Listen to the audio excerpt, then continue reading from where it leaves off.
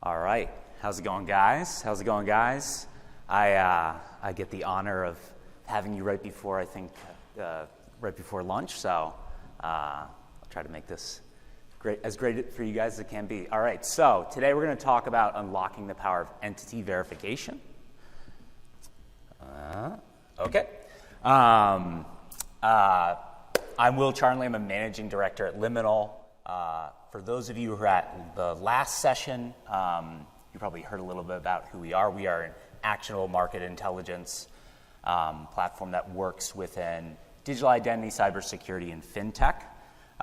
We work with three main types of clients today. As Travis mentioned, the last speaking session: investors, buyers, as well as vendors in the space. And so today, we'll talk about a little bit more about KYB. So KYB, or Know Your Business, is largely a compliance function today, although there are emerging fraud use cases that are unlocking new verticals. And it's really centered around understanding the legitimacy and the legality of a business. A number of ways to do this, but a lot of it tracks back to the ultimate beneficial owner, or UBO, which is a very fun word to say. And this market today, on our landscape, our digital identity landscape, it's a golden cog, is a space that is shifting. We are seeing changes happening, and is a really exciting space today. So some of the ones we call out: regulatory pressure driving demand. Obviously, as a compliance function, that's kind of always true. But regulations for KYB, interesting in that they're global regulations that also are hyper-regional, right? Which creates a lot of complexity. That means buyers of these solutions can't really handle it themselves. They're looking for solution providers. We're also seeing some regulatory pressure on the consumer protection front, especially as it comes to some of those fraud use cases, shifting around some of the different markets and verticals that are going to be looking for these solutions. Second thing we call out: fraud prevention, being a emerging use case similar to KYC, right? KYC, or Know Your Customer, compliance function, but buyers do also expect that it's helping them combat fraud. That's why you do things like document to selfie matching, or liveness with biometrics, right? Those are fraud capabilities, and people expect that at kind of one point here. Fraud prevention in terms of KYB, really interesting in that it's extending the viability of those solutions past your typical financial services into new markets, marketplaces, payment providers, and facilitators like Stripe. Third key driver here we want to call it is the investment into the space. Now, this has kind of two components to it. One, investment into the space means that you get innovative new entrants. Middesk, I'll use them as an example here, about a year ago raised $57 million. They've used that to enhance their product, to enhance their go-to-market, right, to accelerate into the space. On the other end, investment has also led to folks in adjacent segments, right? KYC, expanding into KYB. Jumio is an example, largely known as a document verification provider. They acquired a company in KYB to extend their products into that space. So you're seeing new entrants, you're seeing folks that maybe weren't playing in the space enter this market, and it is causing a lot of changes and shifts. Why this is happening, and a big reason, one is buyer demands have yet to really be met fully by the solutions today. Speed remains a key issue, cost remains a key issue, as well as this last one that we kind of call out on the right here, which is vendor integrations. We were just talking about the idea of integrated identity platforms. The number one headache we hear from buyers all the time is it's so complex now. The stack that they have to do a single onboarding event, you might have 10 different vendors waterfalled in there. It's really becoming a challenge, and ultimately, whether it's a business or a consumer onboarding, they really want one solution to do that. I thought I'd give this another shot, but it did not work. All right, so the market problems that exist today, solutions and different solution buckets and providers are attempting to solve those different issues. First key problem here, KYB processes can take weeks. Ultimately, for those of you who know kind of the consumer side KYC, you're hopefully trying to get consumers onboarded within seconds. Minutes is bad. KYB can take weeks. A lot of manual processes, a lot of folks in probably dark rooms looking through paperwork, doing manual, technology plus service to get these done. Where we've seen solutions emerge is in this new automated entrance. Mid-desk is one that I mentioned earlier, but folks like Kicker, Sayari coming in and trying to speed this up, trying to do a more KYB light process that also reduces that cost for buyers. Second key one we want to call it here is global regulatory risk. Regulations shift. Ultimately, you do not want to be slapped on the wrist if you're a financial institution for failing to comply with these laws. And so what ends up happening and kind of where the solution providers come into play to meet that demand are a lot of our legacy incumbents. You can think of a Dun & Bradstreet being one of those, or a Bureau Van Dyke as well, right? They have large global data sets. They might append that with some human support to make sure that you comply globally.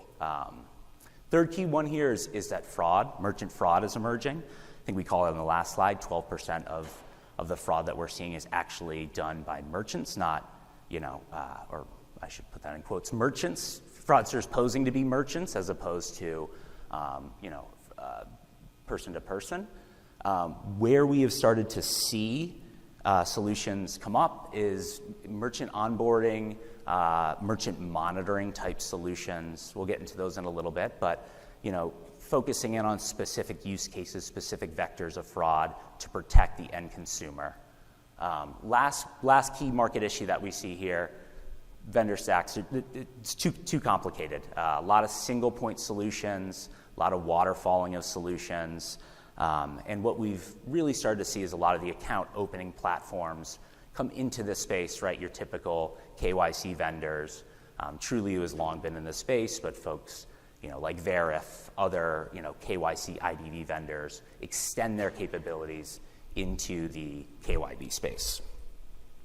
So, although I'm a fan of all these vendors on the screen, they have had some mixed results to date. So on the automated entrance front, success there has been success, especially in certain markets. Where the challenge comes into play and where they have maybe not had as much success is that a lot of these solutions are still today not global. Mid-desk, great solution. It's in North America today. So if you want to scale and you're a fintech looking to extend into new areas, a lot of these solutions alone aren't necessarily going to get you there. Legacy incumbents, we called out Dun & Bradstreet before, large global data sets, where the challenge can come in, sometimes the quality of those data sets or the, just how robust they are creates key gaps that ultimately ends up in manual processes happening. So that's why the speed component can be a key issue here. Merchant onboarding and monitoring solutions, you have folks like LegitScript being in that space. So out of curiosity, has anyone here heard of LegitScript, those guys?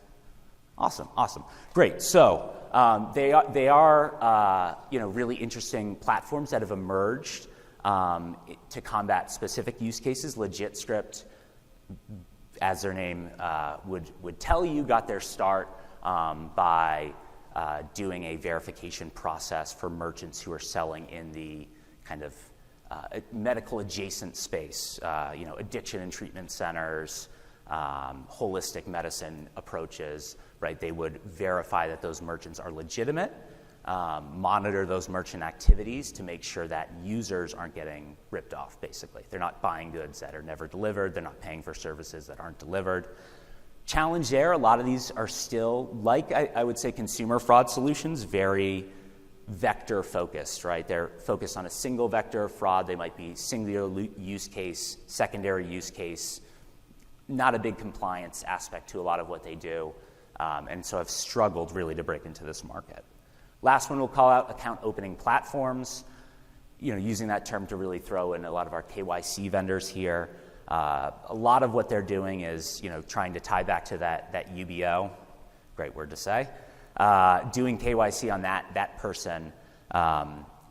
Challenge there is a lot of it is, repackaged KYC data, repackaged KYC solutions. And so ultimately either, again, it doesn't work as a standalone, or a lot of these folks are still, you open the hood, you see Dun & Bradstreet in there, you see Middesk in there, you see others under the hood of these. So it's a lot of repackaging of those solutions. All right, so buyers today are forced to make a choice. And so where we start to see this choice, on the y-axis here, we have total data access. Think about your global data there. X-axis, you have the idea of automation. And so really buyers are choosing kind of along that optimization curve, looking at, do they want a more automated solution that maybe works in a market or 2 markets or 3 markets, not globally, or do you want to go with that one global provider where you may lag on the automation front? Where we are going, the future demands are really going to center on automation.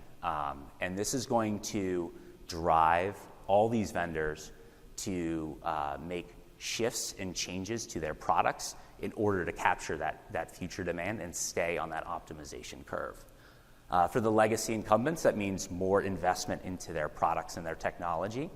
Not having a solution that requires a lot of those manual processes, that requires a human element involved in it, that requires some double checking of the product itself. For our merchant onboarding solutions, they need to make a pretty sizable move here. They've fallen behind in this a little bit. They need to actually kind of build out their products and solutions, be able to adhere to some of the regulatory requirements to solve those compliance use cases in order to function. Fraud, and entity fraud is an issue, but you can't just have that be a component of your platform without solving the compliance use case. So the person buying this is looking for the compliance use case as well. Account opening platforms here need to add more specific entity data sets. A lot of the KYC vendors, and a lot of the KYC vendors here in the room, right, have really, really strong, robust consumer data sets, country coverage. I've seen as many as 200 advertised, which is more than the number of countries in the world. Really strong data sets. They do a good job there. That data alone can't be repackaged to solve for all kind of entity verification use cases. And then our automated entrance, it's really about acquiring and scaling those solutions outside of the current markets that they're in. That is going to pose some challenge there. I think, not to keep harping on Middesk. Middesk has done a really great job of kind of going even state by state in some cases to get to the core data sets to be able to automate their solution. Ultimately, it gets more challenging as you scale to, multiple countries in Europe, multiple countries in APAC, multiple countries in LATAM. It's a really challenging thing to do. And a lot of the kind of source data may be stored sporadically, right? Regional offices, some's digitized, some's not, can make that a really big challenge. But for vendors who are able to do this, we think that there is a really strong opportunity. So for vendors that are able to do this, we see strong tailwinds that we think will kind of push them forward here. Regulations are going to be key to driving demand. Any compliance use case needs to have strong regulation behind it. We are seeing more stronger regulation in terms of the entity verification piece around consumer protection as well. So, I mentioned that legit script example earlier. That came about because Google was getting pressure from U.S. regulators to protect consumers who are buying services and goods using Google Ads, right? Similarly, Stripe uses someone like that because Stripe gets pressure from, MasterCard and Visa to not have fraudulent merchants using their product and then making the card members unhappy.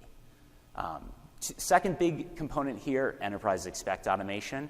We think that this is a really strong tailwind, especially for folks, we call out a few areas here, kind of in the identity proofing space, who have had success coupling together solutions, doing that effectively. What is ultimately, if you think about a really complex process, KYC check, document scan, liveness, selfie match, to be a streamlined process and make that work in a lot of financial institutions. Third big driver here in terms of a tailwind we want to call out is that fraud is going to be a use case that buyers are going to be asking for as well. So vendors in the space who can solve for both of those use cases, the compliance and the fraud use case, are going to be well positioned in this market. On the headwind side of things, regional data is really hard to obtain. I think this is a key challenge that vendors will have to solve. You're going to either need really strong partnerships into your solution to get those regional data sources, or spend the time actually going back and obtaining them. And some of that, it will be, it's not going to be all of a sudden global data sets. It's going to need to be more step by step. And the last one, criminals are a step ahead of solutions. This could probably be true of a lot of the segments here, right? Criminals would tell you it is their job to commit crime, right? So they're spending their time doing it. As it relates to KYB, because again it's challenging, it's compliance and some of these emerging fraud components. That creates a challenge. You got to be good on the compliance side and on the fraud side, and you have criminals dedicated to each of those areas, specific areas, trying to find vulnerabilities in systems. So, why should folks actually do this? Well, we think that there are key benefits for investors, buyers, and vendors who make movements to capture this opportunity. On the investor side, it's what every investor loves to see, a nice large TAM, or total addressable market. How able vendors are to capture this TAM is really going to depend on how they're able to meet buyer needs, right? To really switch over, some of what today are kind of back-end manual processes, even at, banks, et cetera, to use these solutions. But we believe there is a large market opportunity there. For buyers, there is a key benefit to reduce, fraud and compliance costs, multiple times. Some of these processes today can cost hundreds of dollars to onboard an entity. As buyers move towards more automated, more streamlined solutions, right, you reduce that cost significantly, as we've seen similarly in kind of the consumer onboarding KYC space. Lastly, for the vendors in the room, again, there has been a lot invested into this market, and we expect to see some vendor consolidation, and that will bring about opportunities either for not yet known vendors in the space who want to enter this market, as well as for existing participants in this market to capitalize, potentially acquire more regionalized players to create better solutions.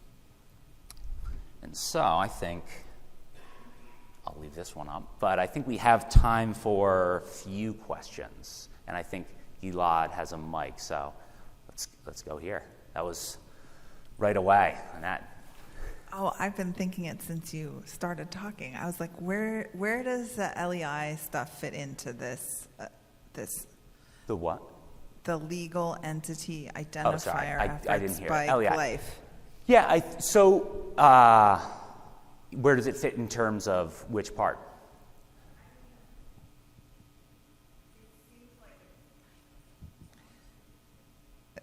Okay. I mean, I guess it's like, how does it, like, for those of you who don't know what I'm talking about, the legal entity identifier is a project that was stood up after the last financial crisis to figure out, like, how governments can figure out which companies are which.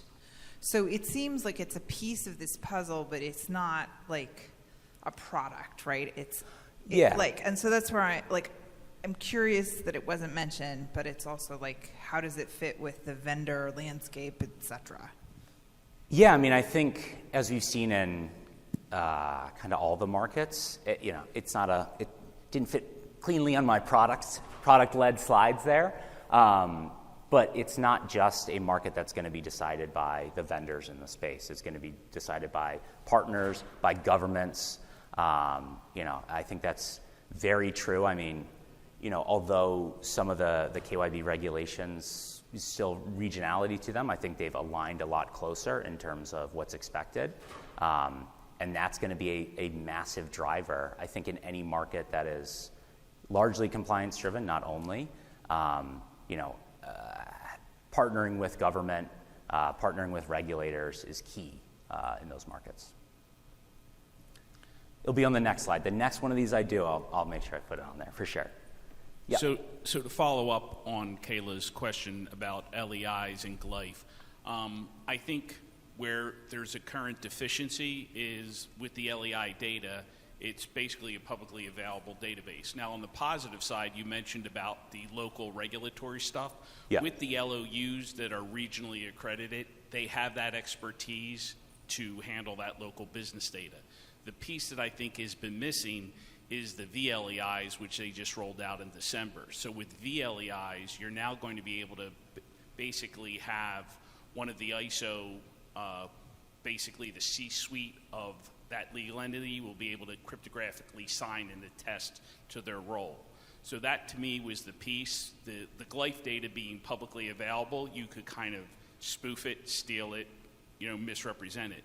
But now with the VLEIs, you're going to be able to have a cryptographic proof. So to me, when you were talking about the move for onboarding and automation, that to me, I think, goes back to Kayla's comment of how GLIFE, LEIs, and VLEIs will kind of all lead.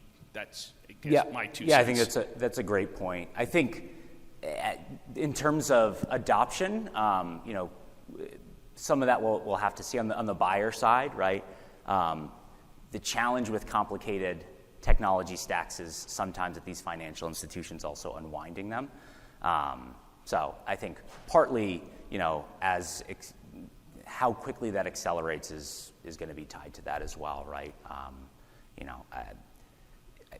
don't think I've heard a lot of folks say big banks move very quickly on a lot of that stuff. So I think time for maybe one more. Yeah. Or do it right here. Yeah. You talked about lack of good data sets. Mm-hmm. Do you know of anyone who's publishing any data set or where we can access some good data sets? Yeah, sorry, a little bit. You talked about lack of good data sets. Yeah. Do you know, I understand the challenges for gathering good data sets. Do you know if there are any publicly available good data sets that can be used, or? I think as both the question, I mean, we're moving that way. Historically, they have been, it has been more kind of, in the U.S., state by state sometimes, in some places, literally county by county. That's getting better in terms of available data. But even in some areas, right, what's required to file to become, whatever type of corporation you want to become, LLC, it's different. The required information, the way the paperwork, gets filed, how that all ties together. So there's still some work to be done there, I think, to tie everything together. Cool. I think that's all the time I have, but please do visit our booth and we can talk more.